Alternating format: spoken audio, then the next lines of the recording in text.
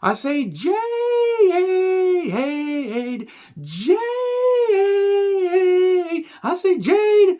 Oh, Nyla Rose, she's such a treasure, isn't she? I'm John Rantham with my review of AEW Rampage from Daly's Place in Jacksonville, Florida. The home of the pandemic era programming. And it is a really cool atmosphere, but I will say that I got oversaturated with them being at Daly's Place. I get why they utilize it, and it was cool that Rampage was live, and there were a few decent moments on this show. They packed a lot into this hour-long program. 3 championship matches, and they're trying to see if they can, juice up this TBS championship picture. Nyla Rose and Jade certainly are trying. Now, that being said, JR, Shivani, and Excalibur on commentary, and ornery, angry, pissed off JR. Nothing like it. He don't give a goddamn shit. He's just absolutely pissing and shitting all over anything that he doesn't like, which is quite a bit of it. Now, I get he's the lead announcer. They're paying a king's ransom for him. If he is making anything less than $750,000, he is probably making at least $1 million, and he deserves it.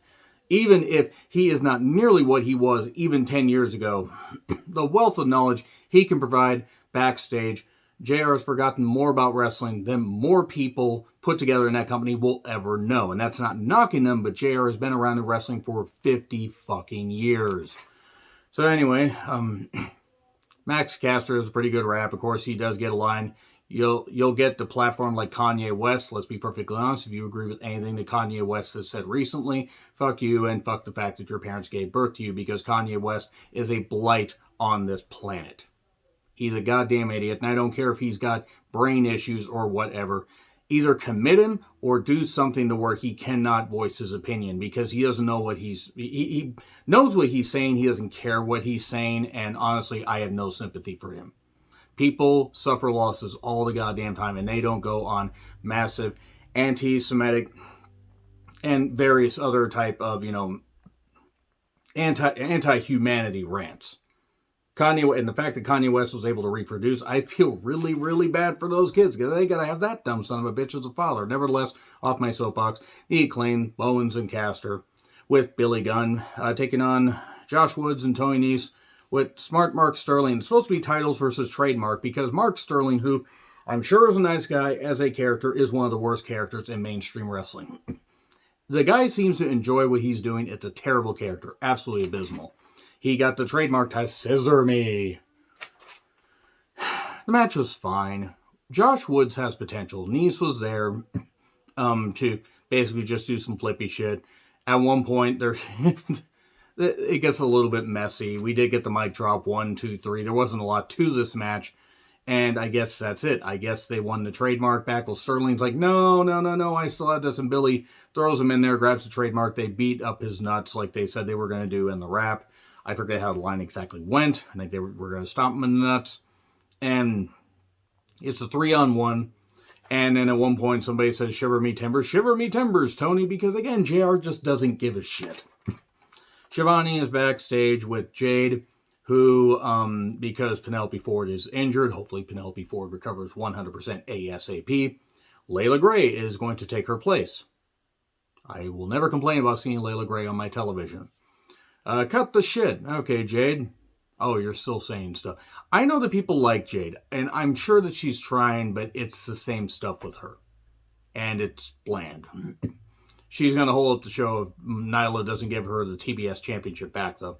Marvez is with Eddie, Ortiz, Lucha Bros, and Alex, and they are trying to do an intervention for Eddie's anger, because he got the decision reversed, and he's got anger management because he beat up Sammy. Let's be honest, he should have hit Sammy a lot harder, because Sammy Guevara out of that company could only be a benefit. And Pac, however, just interrupts and just says a few things and walks off. And then we get Ari Daivari can't say the other name, but Ari Daivari, who's got all the monies. It's an FTW championship match, and he's taking on Hook.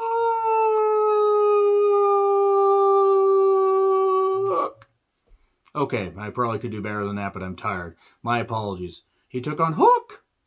And a decent match. This is more competitive than some matches that Hook has, but there was one point in the beginning where he offers some money, and then the money flies into the air and everything. And I was thinking, with the lighting, oh, that's got to be fake money. No, it was real money. Those are real $100 bills because Tony Khan probably found those in his couch cushions, along with, weeks old supply of blow. I kid. That's only alleged. And Red Rum, and he got the victory. Also, Ari Daivari has a butler that tried to interfere, and he got choked out. And money stuffed in the mouth. Like, apparently it's Hook DiBiase now. Well, then again, a DiBiase actually would have just taken taxpayer money and not been caught for a few years. If you get it, you get it. Lexi 2.0. Look, Lexi Nair, I'm sure is nice, but just, I don't know. I can't take her seriously as a backstage interviewer. They give her too much scripted stuff. Let her be her. Because I saw a short series she did where it was interview pieces, and she seemed more natural there. Here, she just looks like a deer in the headlights. So it's Stokely, Ethan, and Matt. Okay, I have a question. Why was Matt Hardy freestyling? Who thought this was a good idea, and whose head needs to be caved in? Man, that was bad. Matt Hardy continues to further and further push his career into the dirt. Layla Gray, who looks great, by the way, with Kira Hogan took on Willow Nightingale. It was good. I mean, Willow has personality and can work really well, and Layla Gray has improved. Kira Hogan interfered.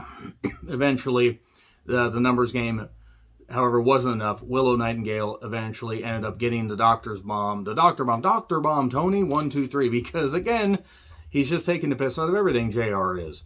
And Shivani interviews Willow, and Willow is all elite. You know what? Good. Willow Nightingale's worked hard. She's appeared on a whole bunch of these programs for, about a year, I think.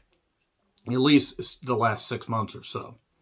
And she deserves a shot. She can help boost the women's division. Utilize the women's division more, and you might have something. And then Jade interrupts, and she gets a chair in there, and she's just going to hold up the show.